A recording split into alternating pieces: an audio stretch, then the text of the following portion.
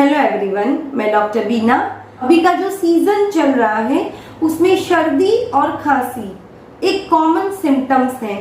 But अगर ये सर्दी खांसी कोविड है, सीजनल फ्लू है, कॉमन कोल्ड है या फिर एलर्जिक राइनाइटिस है, उसको कैसे डिफरेंशिएट कर सकते हैं।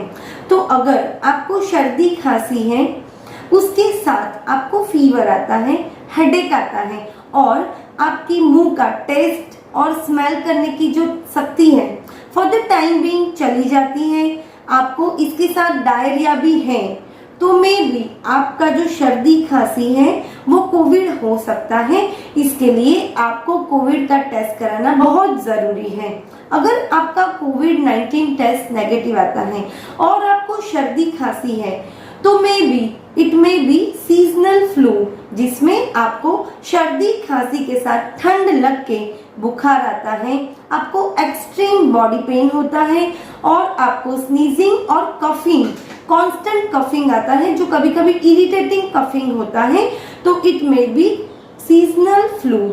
अगर आपकी सर्दी खांसी में आपको एक्सट्रीम स्नीजिंग होता है और आपका नाक पूरा जम जाता है और आपको सीवियर कफिंग होती है जिसमें आपको बहुत डिस्कम्फर्ट होता है, स्पेशली चेस्ट में, तो आपका जो सर्दी खांसी है वो कॉमन कोल्ड है जो सीजनल है।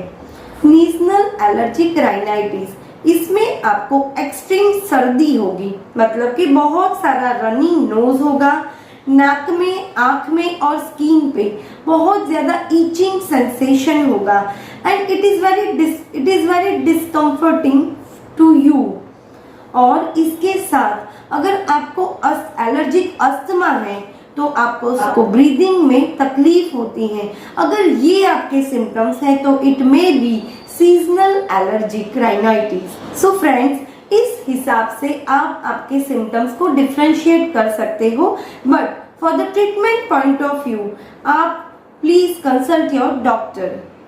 सो गाइस, ये इंफॉर्मेशन बहुत इंपॉर्टेंट है, इसको आपकी फैमिली और फ्रेंड्स के साथ जरूर शेयर कीजिए और हेल्थ टिप्स में अपडेट रहने के लिए मेरी चैनल को सब्सक्राइब कीजिए। Thank you.